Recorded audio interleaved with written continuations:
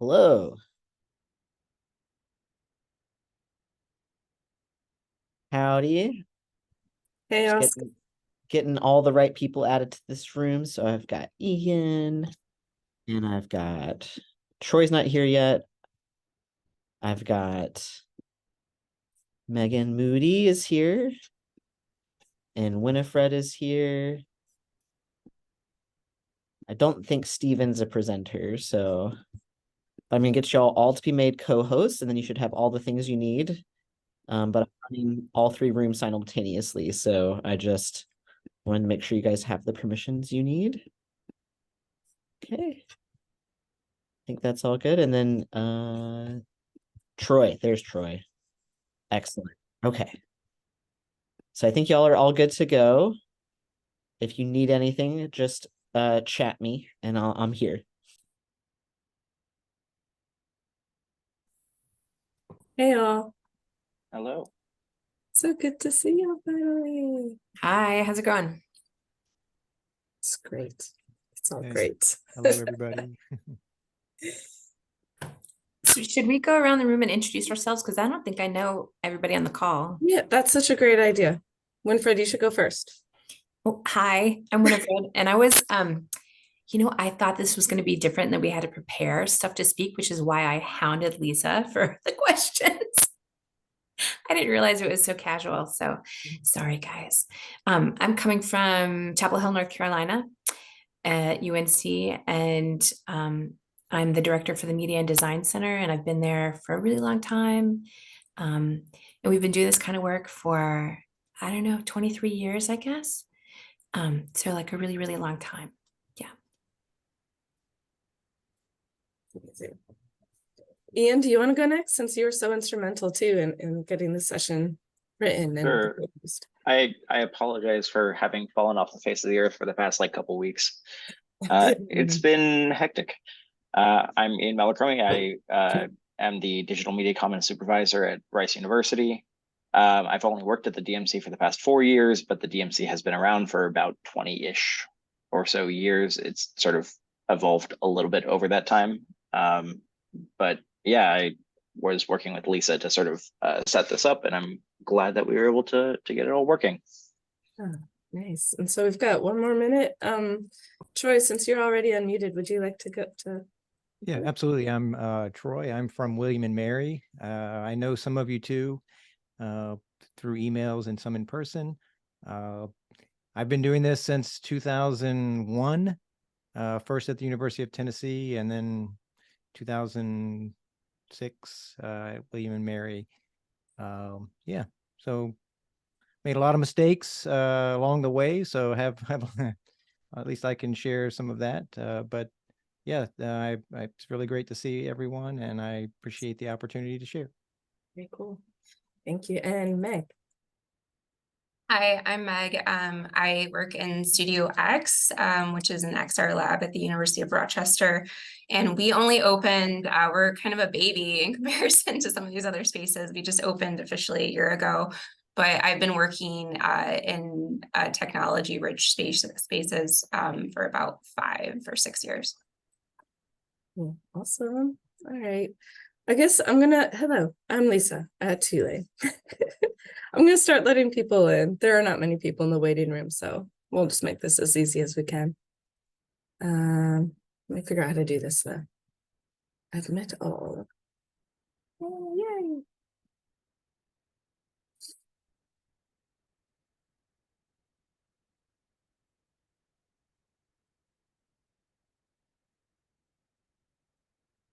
Hello, everyone. I'm just gonna give folks a moment to come into the digital Zoom space, whatever this is. In the meantime, let's see if I could find chat here. Just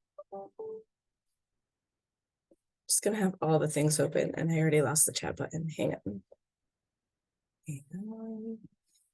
There you are. Let me just drop, I think that I just dropped a link in the chat. It's just essentially a blank document for notes. If anybody feels like taking notes, that would be amazing. Otherwise, oh my goodness. Hello, Barb Bergman from Filmland. I love seeing people from other regions. I just saw Lowell too, and I was somehow not expecting that. Anyways, that thing that I dropped in the chat is a Word document or a Google document. It is mostly empty. Feel free to put notes in there if you would like as shared notes, or or drop your questions in there as we go. If you have any questions, I'm going to give it one more minute, I think. Otherwise, it's going to be a small and cheerful and friendly little group, and I am a-okay with that. Yeah, I'll just give it another minute as people join.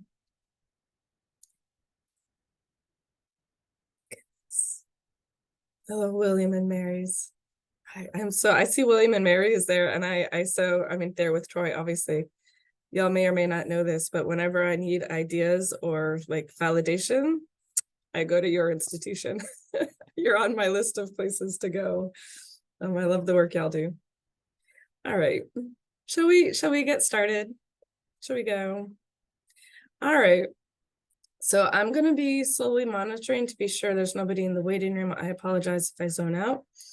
But we're here mostly to sort of talk about the things that we all wish we knew when we started out. Eric just noted in the chat. Sort of things that we wish we knew, things that we learned along the way, and experiences we'd like to share.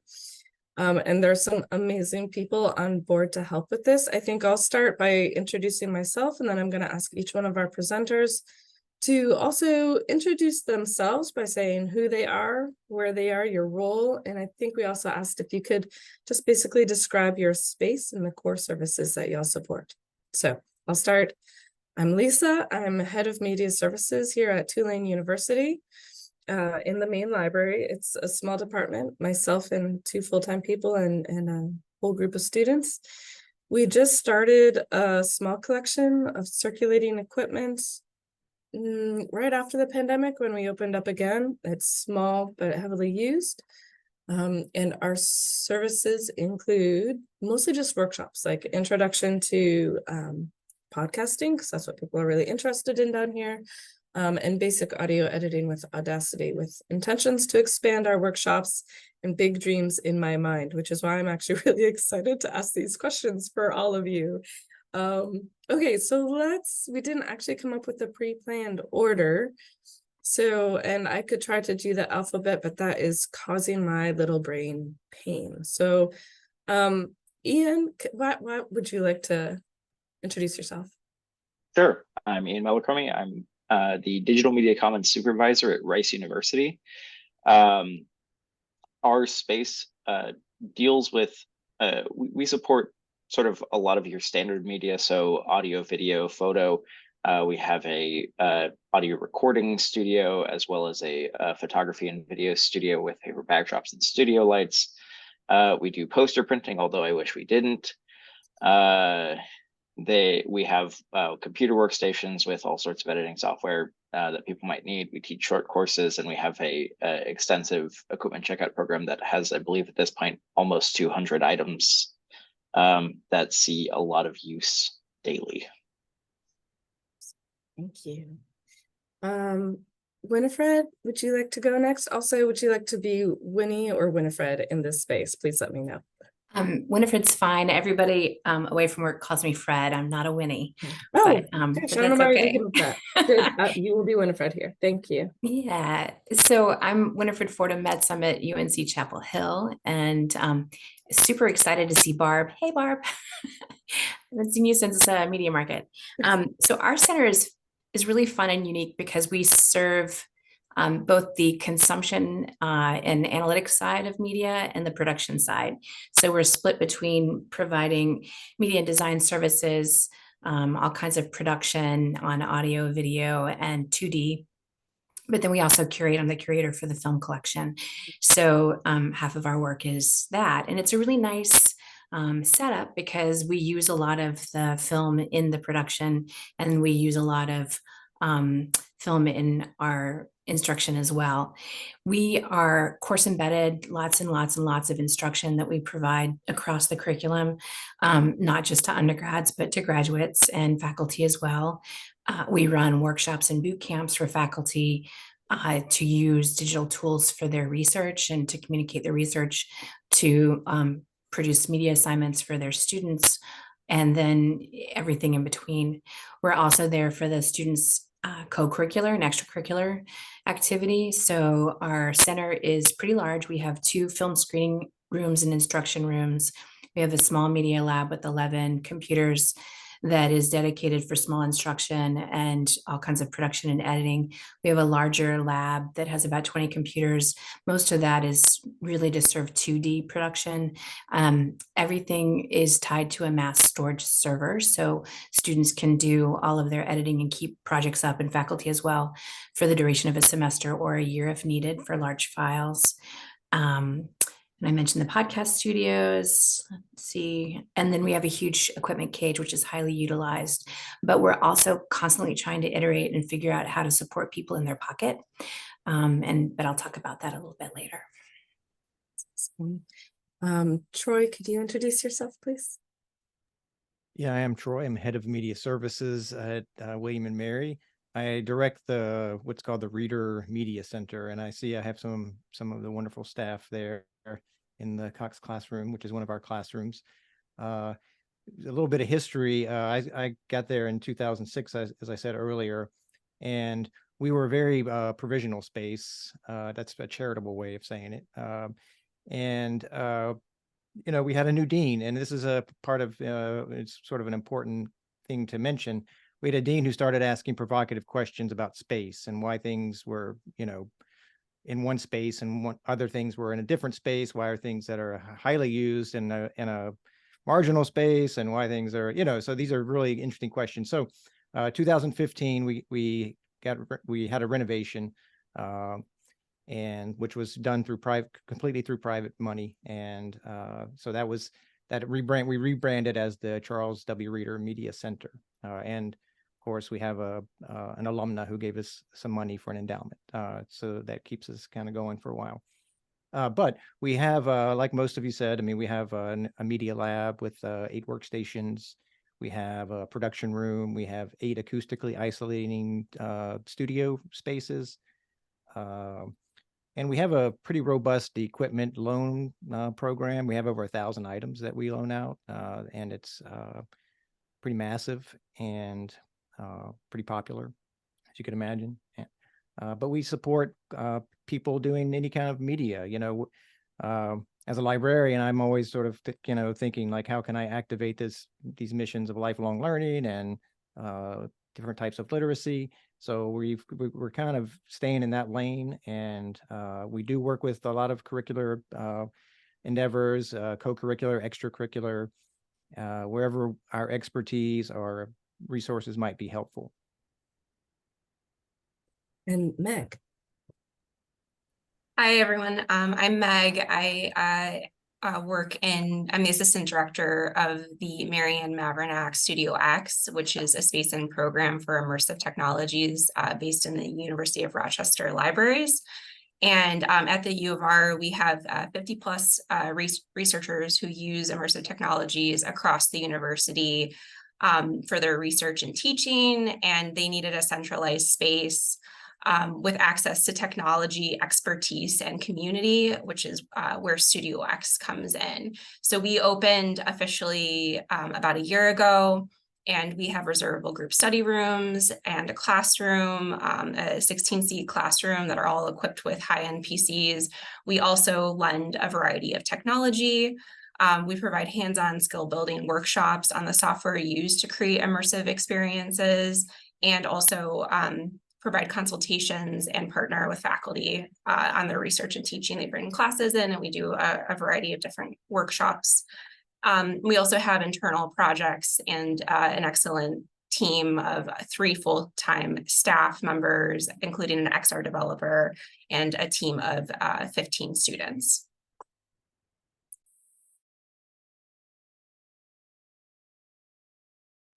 There we go. That was also so impressive, and you're making me realize just how small we are here with what we're doing. So let's just jump right into questions. I just dropped it into the chat again. If anybody else in the room has notes or questions or like brilliant responses to any of the questions that we already have lined up for our people, go ahead and drop them into the Google Doc.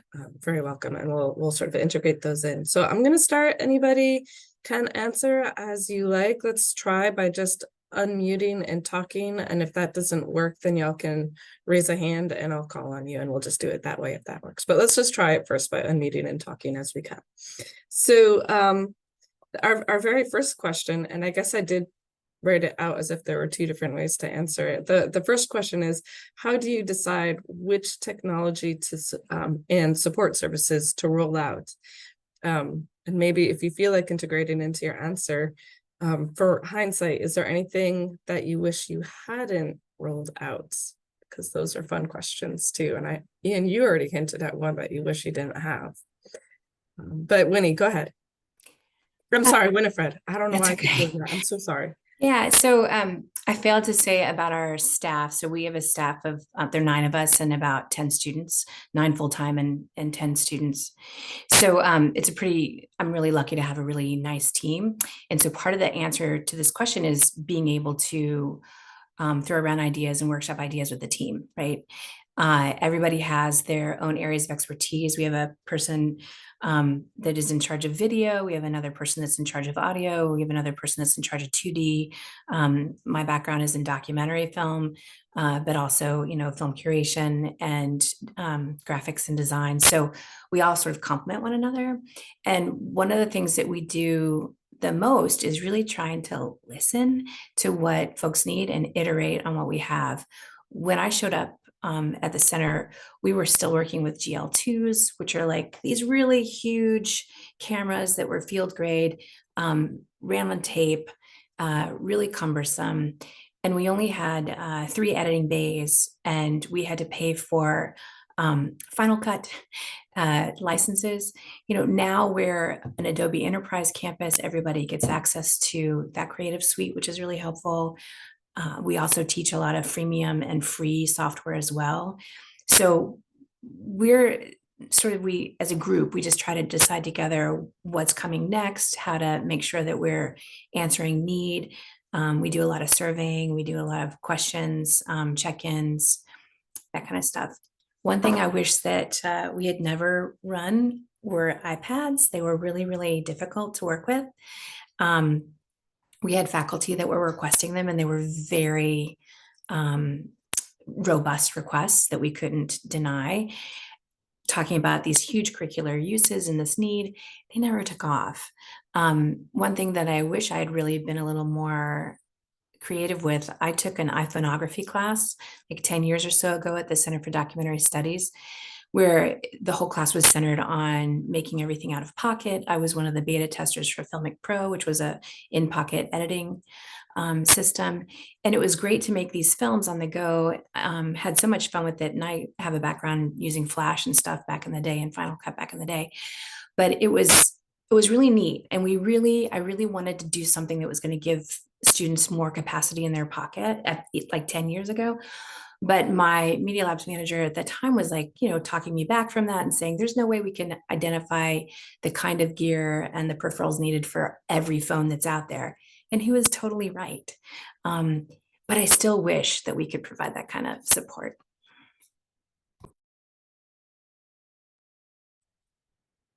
Thank you. Oh, and I see Barb just added in the chat that they also had a few iPads that ended up, oh no, because they got locked because students weren't logging out of their Apple ID. Oof. And Apple products. Call Apple and say reset it. Yeah. There is no way if you can't get the student back. Yeah, we had a similar issue. We used to check out MacBook Airs, which the original intent was for those to be used for sort of on-the-go media editing projects. It was perhaps a nice idea, but the laptops themselves were not really powerful enough to do substantial amounts of editing. And then beyond that, on a college campus, obviously the majority of their use was for people whose laptops were broken, which, there's some utility to that. I just don't know that we should be the people running that system. So those went by the wayside during the pandemic, and I am very glad that they have not come back. And to my point of what I said about poster printing earlier, it's not that I don't see it as a useful service, because it is a useful service. Our grad students are very appreciative of the fact that we print academic posters. It just, during conference season, we turn into a print shop, and that's what I would not like to be running. It does sort of get to the point where it distracts from all of our other main services. But at least it's reliably only during certain portions of the year. So, oh yeah, sorry, just saw the chat from Eric that they handed laptop lending to campus IT. Yeah, we tried lending laptops, but nobody checked them out, probably because they were so old and outdated, they just didn't really work. But we wound up, actually, it was adopted by the Center for Student Equity, I think, make laptops available that way. And I think we're all very glad for that. Let's get back to sort of the original questions. There are like two folded into one, and that was my fault for the way I phrased it. But how do some of you others in this group, in addition to Winifred, decide which technology and support services to roll out? Do you have any additional thoughts on that? Yeah, I'll just say for us initially it was a bit of an experiment, but now that we sort of have arrived, I guess it's very much driven by an analysis of demand and use. We have there are some things that we loan or have tried to loan that are just disasters, and they're not disasters like in their own right, but once they start getting in the hands of multiple people and have multiple parts and pieces, a good example would be a good old GoPro camera that that requires lots of mounts, and which are awesome. I have a GoPro, I love it. But we ended up, ultimately we end up, for example, spending more replacing accessories than it would cost to replace the camera. So there are some things that are just really problematic. Also too, I try to resist my urge to be enchanted by things, and want to get that one cool thing that is really cool, but having one cool thing means that everyone who works in the media center has to learn how to use that one cool thing. All of our students have to know how to use that one cool thing.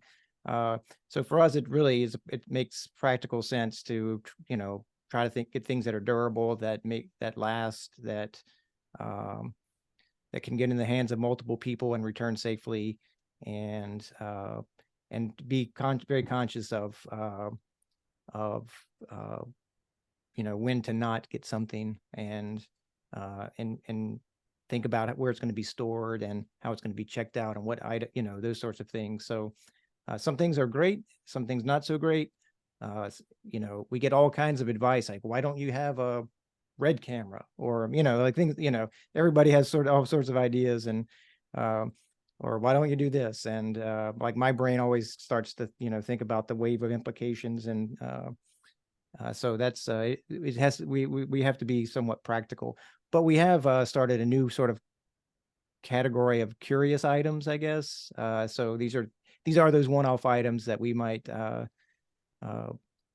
curious if someone would like to have them or use them, and maybe they're sort of expensive or weird or whatever. And so we're trying that as a way to satisfy our enchantment with technology and to see if they're actually useful items. Very cool. I love that. We try to do more of a combination of exploration and point of need. We're still pretty new, so it's necessary for us to do some experimentation.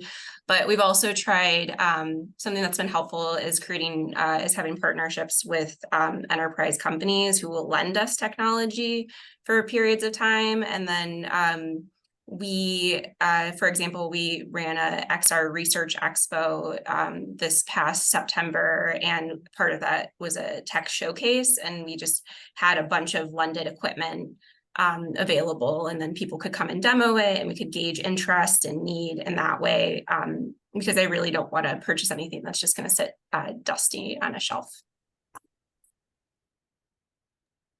That is really this idea of partnering with companies who would give you equipment for other people to play with is sort of mind-boggling. Can you just elaborate on that just a little bit for me? And then Ian, I saw you had something to say, so I definitely want to.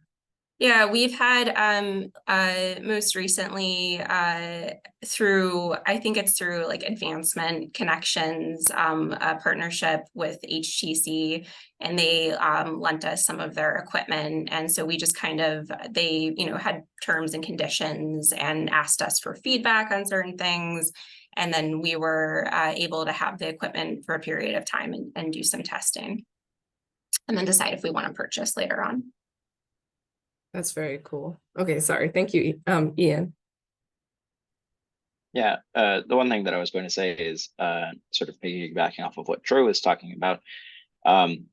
When it comes to purchasing sort of new items or new things for our collections for procurement purposes, one thing that I try and do is make sure that we are not buying things that are duplicating, like that are sort of duplicate services, right? I mean, if I'm buying a new camera, I want to make sure that it's giving some actual beneficial upgrade over what is currently in stock, and not just to have X many flavors of camera.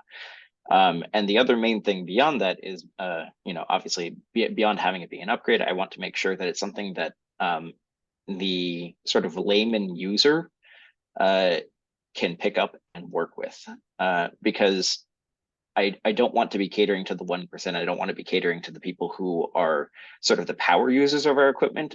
Oh, even though, you know, obviously those are the people who I see day in, day out who keep coming in and using our stuff. I want to make sure that it's that we are purchasing equipment that is genuinely useful to anybody in the community who happens to come in. And so certainly with cameras, that's a big question, you know, just like familiarity with like menus and control schemes and all that sort of stuff. It's not fun to go through, but it's an important consideration. I love that. So I'm curious, as folks are talking about their cages, we've seen so much use of our audio equipment, and dips in the use of the video because people are using their own phone cameras to do a lot of their work. So I was just curious to hear from everybody else on the call, like, have you seen that same effect, and like, are you doubling down on your audio equipment? Are you exploring new ways to support audio? Just curious. Yeah, we have seen that where I am.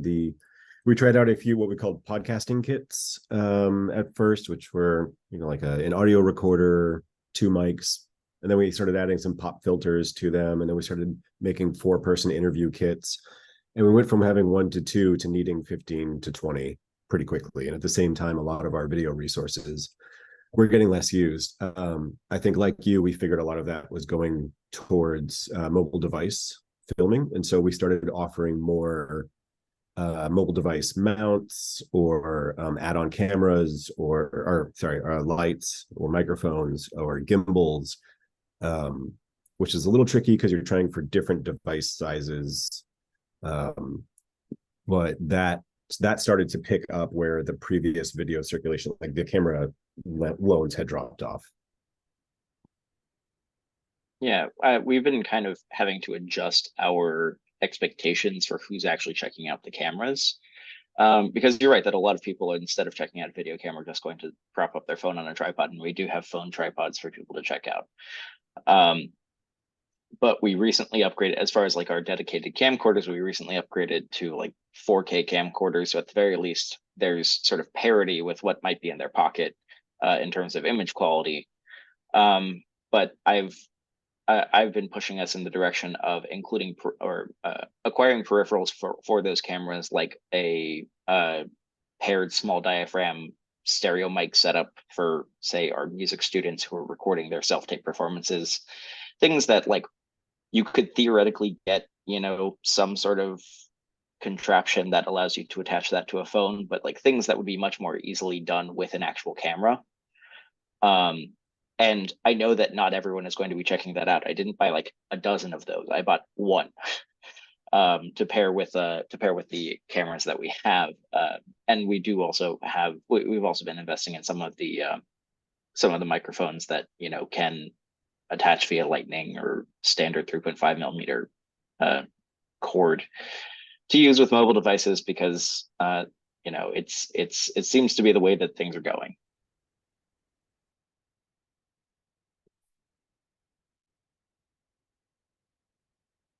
Yeah, oh, sorry, go ahead, Troy. Yeah, I was just going to say that, I mean, people are still using our video cameras, and very popular are the DSLRs and mirrorless cameras, at least for our community.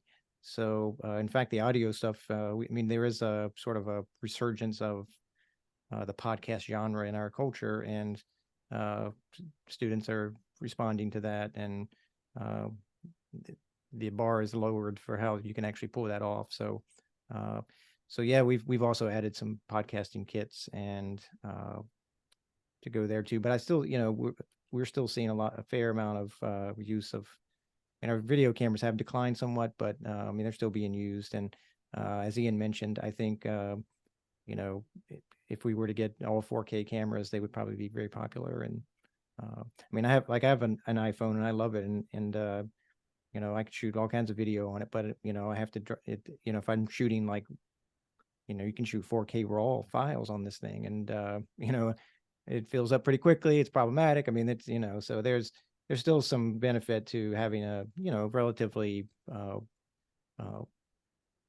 you know, decent video camera where you can plug in a mic or something, you know, that's so we try to maintain those things. Yeah. I'm also noticing in the chat, there's a lot of really good comments going on. Oscar noted that it's still hard to keep their cameras on the shelves, but also noted that they have a huge art school. You have 40 cameras, Winifred? Wow, we have we moved to 4K. We moved to 4K like I don't know, 8 or whenever it was you know, like when it was available. Would that be like 8 years ago? I'm like, I've been around so long, I just get kind of like, I don't remember when we switched to different things. And the cameras are still popular. It's just that for us, we were used to turning people away. And now we don't do that, right? It's not booked up, you know, several weeks in advance. And so it feels, you know, like it feels like a loss to us.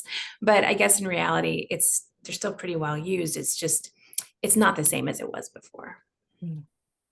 Yeah, that's amazing. We have one, like a basic GoPro 7, so it's already outdated, a little bit old, right? Never goes out. Let's see, there's another one.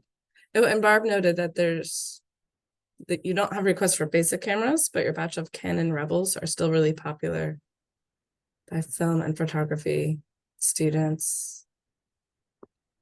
Right, Oscar? Oscar also noted in the chat that their shift to podcasting also means video, like a video podcast, which breaks my mind, y'all. But that is something that I keep thinking of for next semester. I want to start rolling out support for either the video component of a podcast or video essays, which are apparently very amazing things. Yeah. Okay. Bunch of Canons. Yeah, the second newest model because of the price. Yeah, that's why I got the GoPro 7 instead of the newer model, because they were way more affordable. A note was mentioned about cages. So that also, and then also, Troy, you and your 100+ items, what are your secrets to efficient and secure storage, either from the gear itself all the way to cable management? Because whenever I go to a conference at a library, that's the first thing I look at, like, where do you put all your cables? How do you manage it all? I would love to know. I mean, I'm still baffled by how it works. I'm sorry, try that again. I'm still baffled by how that works. I mean, when we renovated, we had a designer come in and help us with some storage, and it works kind of, and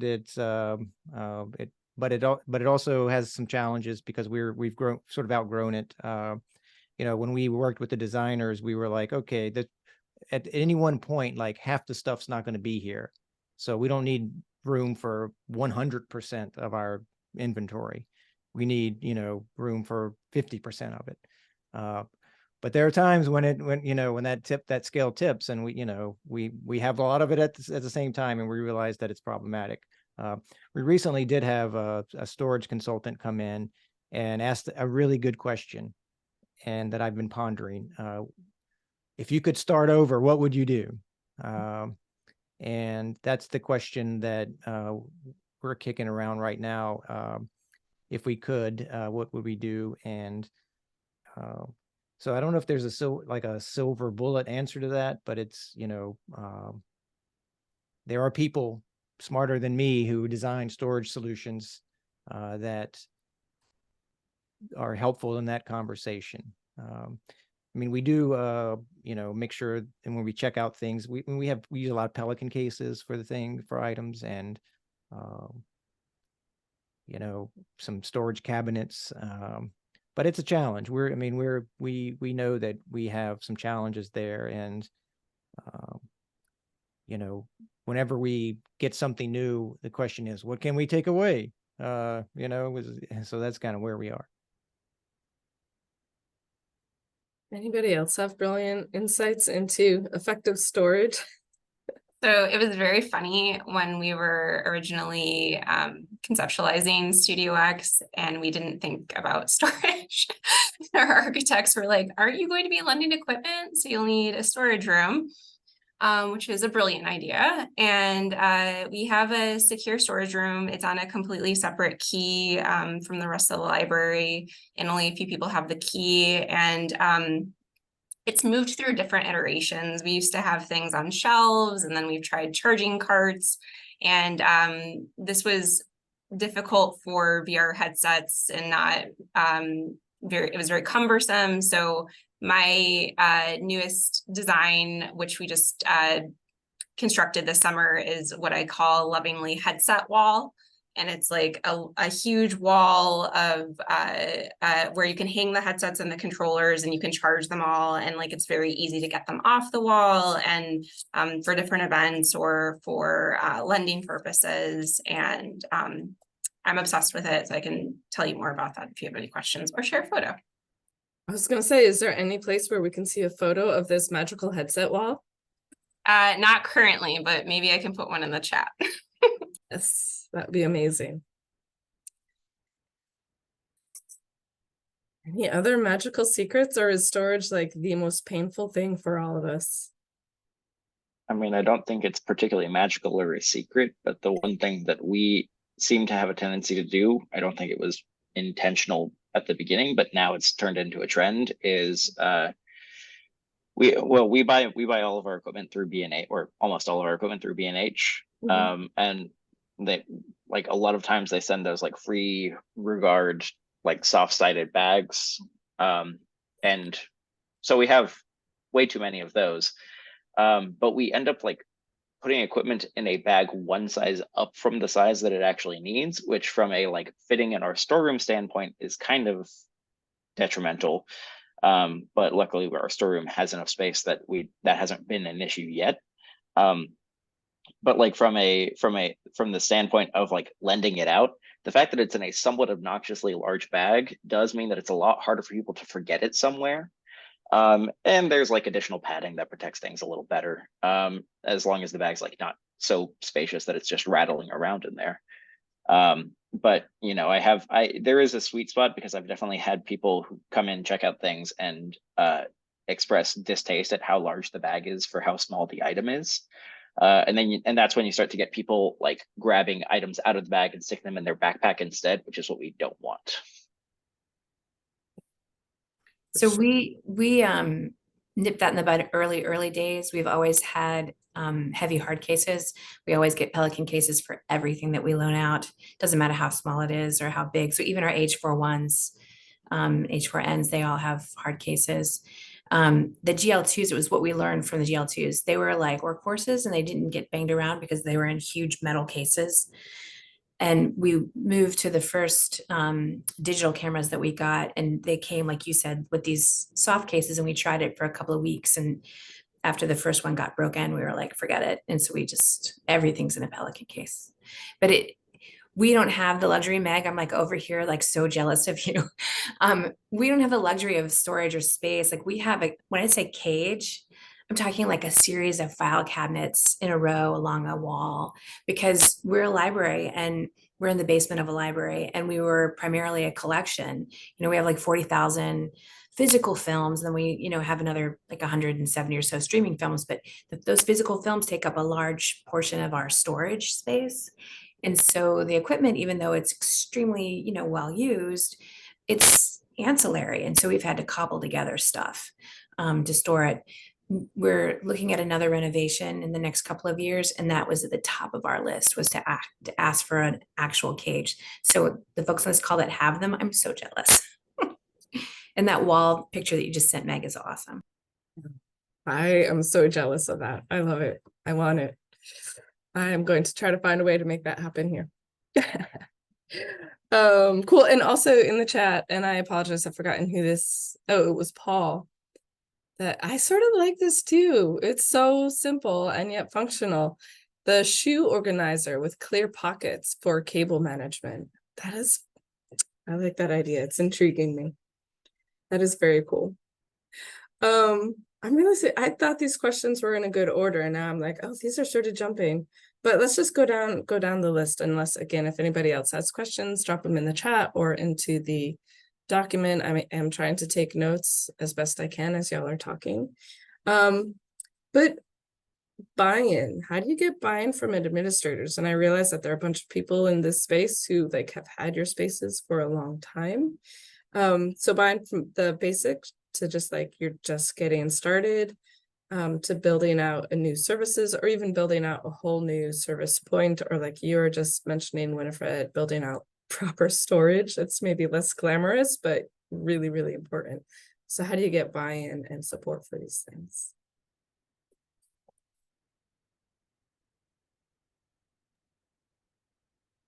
Where I am, it comes down to numbers.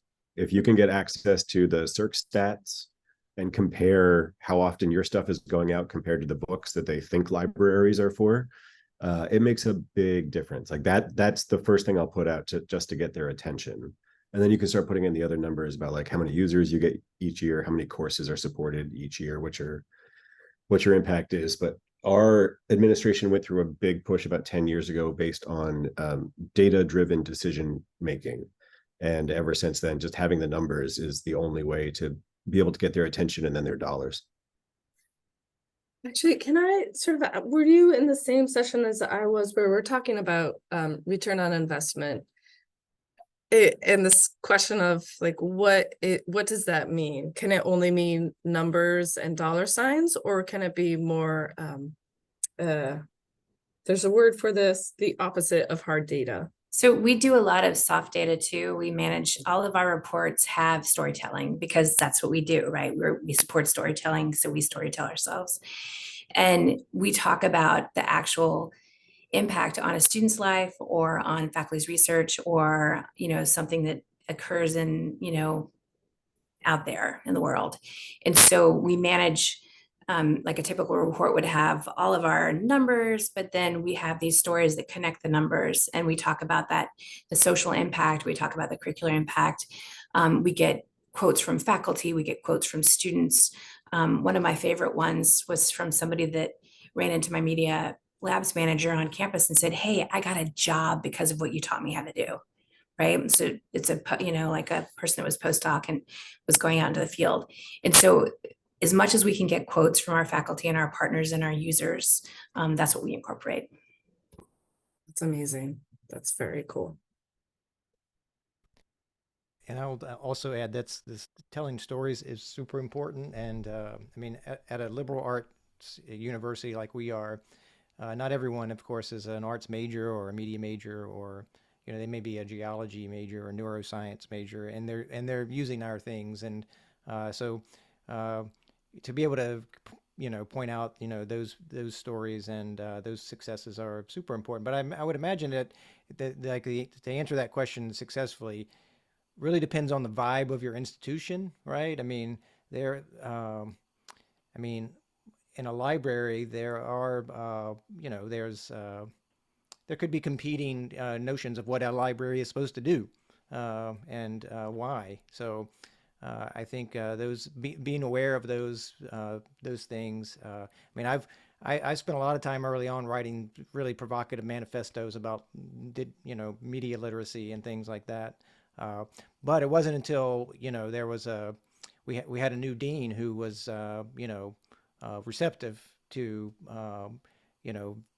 broadening notions of literacy, for example, that things started to kind of evolve and change. And so I think you have to kind of also know the vibe of your institution, your colleagues around you. Have to see that what you're doing has some value and is contributing to the larger mission differently. So I think I mean, buy-in can be a challenge. If if their conditions aren't there where that's possible. And I'm super fortunate because there's leadership in the library that doesn't necessarily just look at numbers. An example, I was in a conversation at a leadership meeting recently, and we were talking about stats, people coming into the library, and 10% of the people who come into the library come to our center, and I was like, wow, that seems pretty legit. And the question was, what would be more interesting is what are they actually doing when they come in, those 10%? And which is an interesting question, because there never was a question, what are people coming to the library for in general, right? It's like, what are they coming in doing this specific thing? So I think it's it's a great question, and having done this for a while, I see that as long as I'm connecting this with the mission of what we're trying to do in a library, that's the important part. And it could be a time when it's no longer necessary, like what I do is no longer necessary, and I'm that maybe that would be also awesome. But it's I think it's connecting to like I don't get caught up in the existential dread of why do I exist and is it important, and I save that for at home when I'm being introspective. I love that. So several of you have actually mentioned media literacy and how what we do ties into media literacy. And I have been trying to push that. We just attempted a couple events was it just last week when it was Media Literacy Education Awareness Week? I am exhausted. So like trying to do these things to help position us within that framework of media literacy and building that interest and space. And I'm curious to know, sort of similar on this part of getting administrative buy-in and sort of positioning yourself in these spaces. How have you sort of managed that, getting that buy-in without totally burning out halfway through the process? This is a new question. I didn't give it to y'all and I apologize, but let's just open this one to anybody. I mean, at least in my own endeavors, trying to get buy-in from administrators for projects or additions to the digital media commons, there's some amount of creativity that's involved in proposing sort of broad utility to what you're asking for, right? I mean, obviously there are many things that I could ask for that would help one specific group quite a bit. But if you can demonstrate that there's like, everyone likes to get a good deal, like good value for money. So if soundproofing your audio studio would be not just useful for people doing podcasts, but also professors who are getting interviewed by radio hosts or whatever, right? Stuff along those lines. There's a little bit of creativity involved in coming up with use cases and scenarios that appeal to a broader audience. As far as avoiding burnout, to some extent, my hands are tied. I mean, I can only control so much. I can do the things on my end, and once the suggestions have been made, you kind of have to let it run its course. I don't see a whole lot of use in fretting once it's gone beyond, gotten to the point that it's there is attention on it from the administrative side of things, right? If it's on their desk, I've done my job. What happens from there is somewhat out of my control. Yeah, it's great. Have any of you had success getting buy-in to actually build out a new space? Curiosity, like I said, I have big dreams. They include space. Yeah, our space is new, and the way that it happened, Lauren DeMonte, who was she's now at Yale, but she did research back in like 2017 and talked with a bunch of faculty across campus and students about their research and teaching needs, and then and did different design thinking activities with them, and she was able to put together a functional program. And I think that user data and expressing the need across campus in that way was really compelling. So administrators, they already saw that XR was being used, broadly with different researchers, and it was also a strategic priority.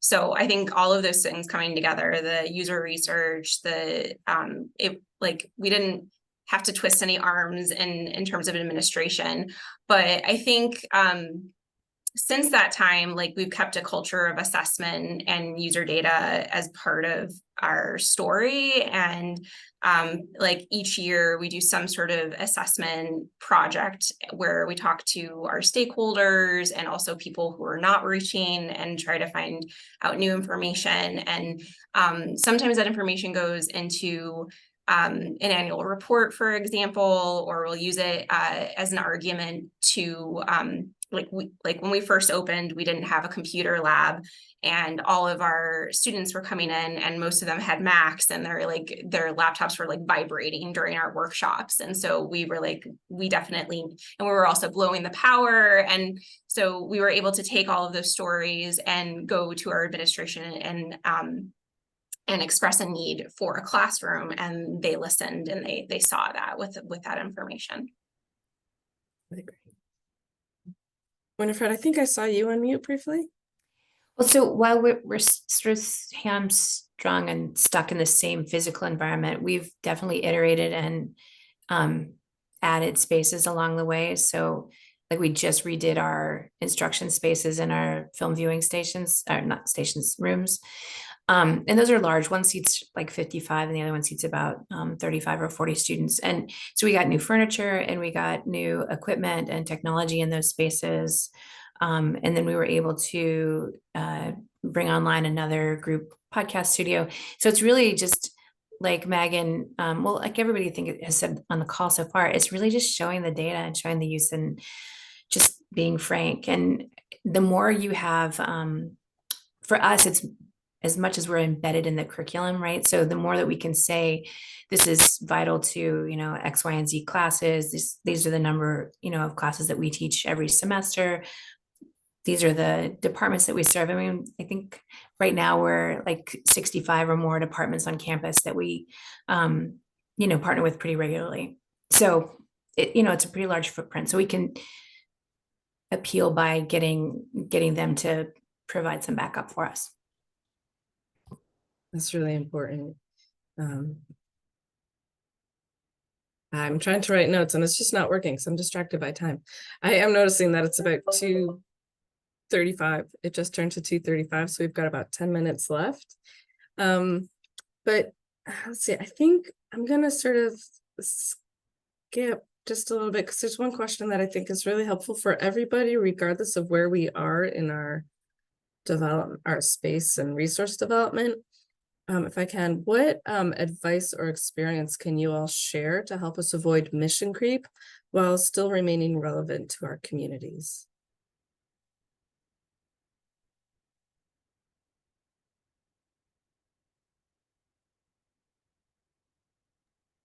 So for us, we've had to balance bringing in different groups for fun and then for an academic reason. And that's been kind of hard sometimes because you know, they'll see different groups on campus will see VR headsets and automatically think gaming, and our space is very playful, and we do want folks to experiment and have fun. But like, I've also heard from like faculty sometimes like, oh, this is a nice break for me to bring my students in, and that's not, we're not a carnival. Like, we're here, you know, for definitely academic reasons, and you know, we have to, so it's been hard because sometimes with the fun aspect of it, you really need that, because you have to get people to experiment, to try things, and to understand the possibilities. And so we kind of have been going back and forth, and sometimes we have had to say no to certain groups because it doesn't align with our mission, or we don't have capacity for it.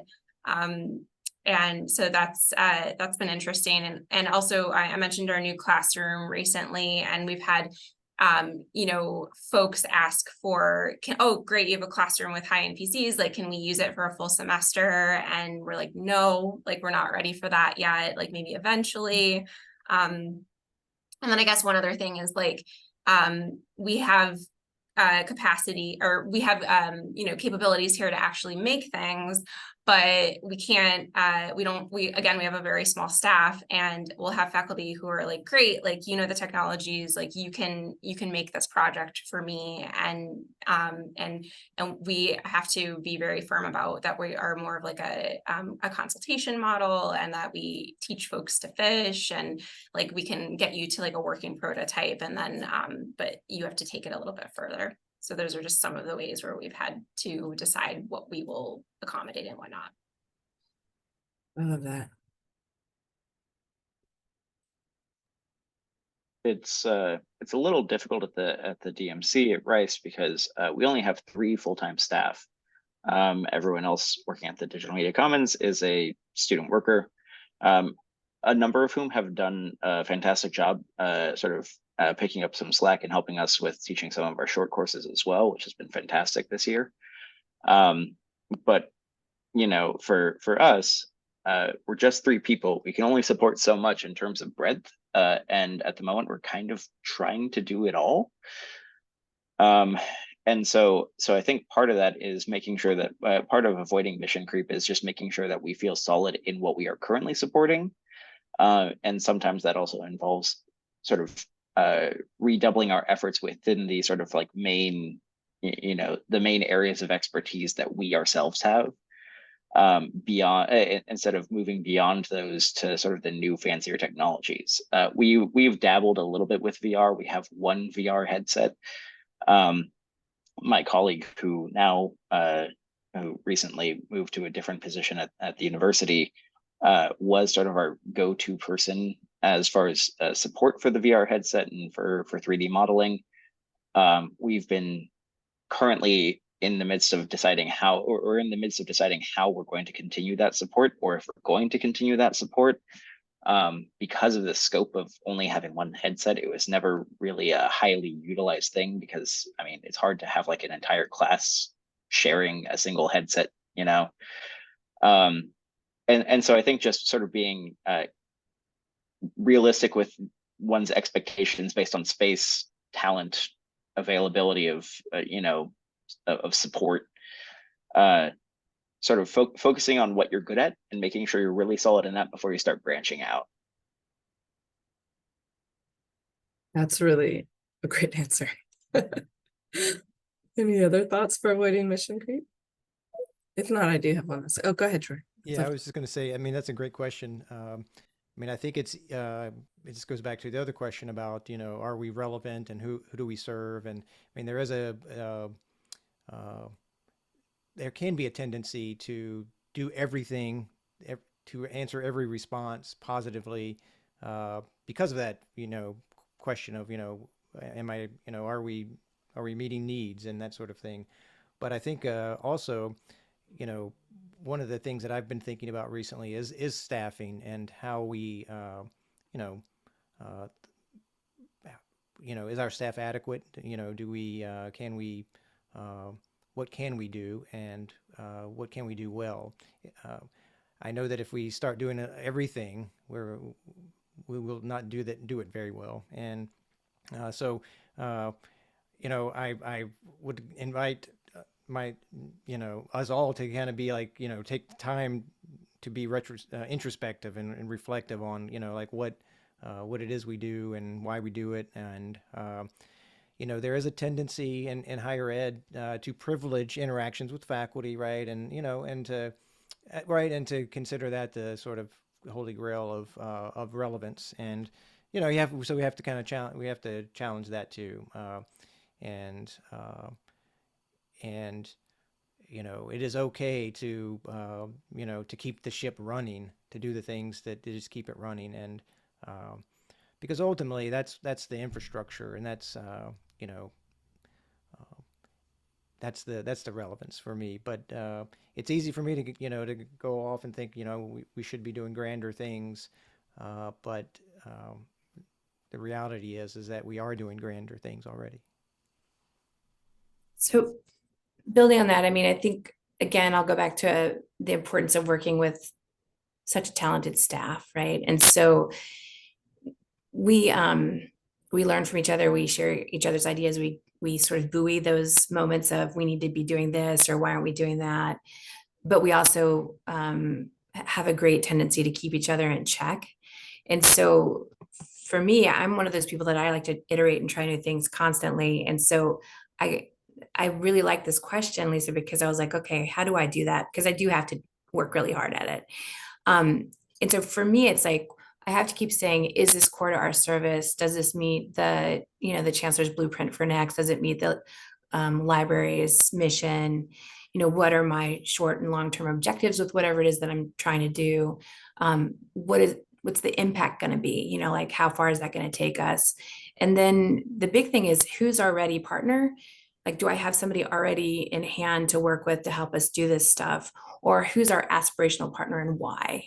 Right. So I'm constantly just asking all these, like this barrage of questions to keep myself in check, because I think because we've been there so long and we've been doing this for so long, the excitement is to do something new, and the excitement is to interact with the students and see where things are going and sort of try to push it.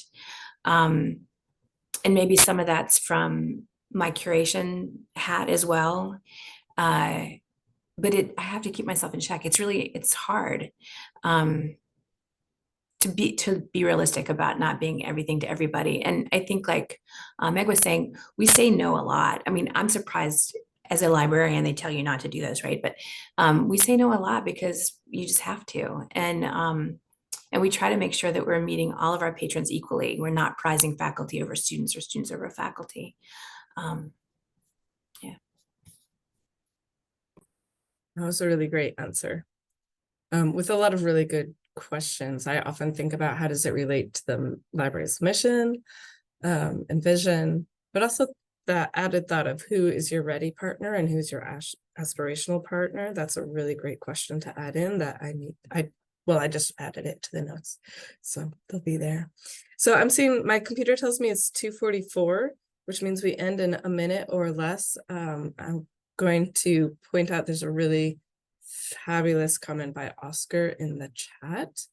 And hopefully I will not forget to save the chat, and then I will sort of copy those notes into the bottom of this open session notes or session open notes, so that y'all can read those too. There are a lot of really good comments.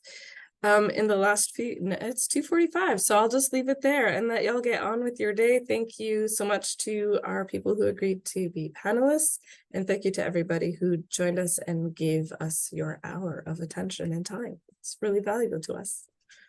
Thank you, Lisa. Thank you.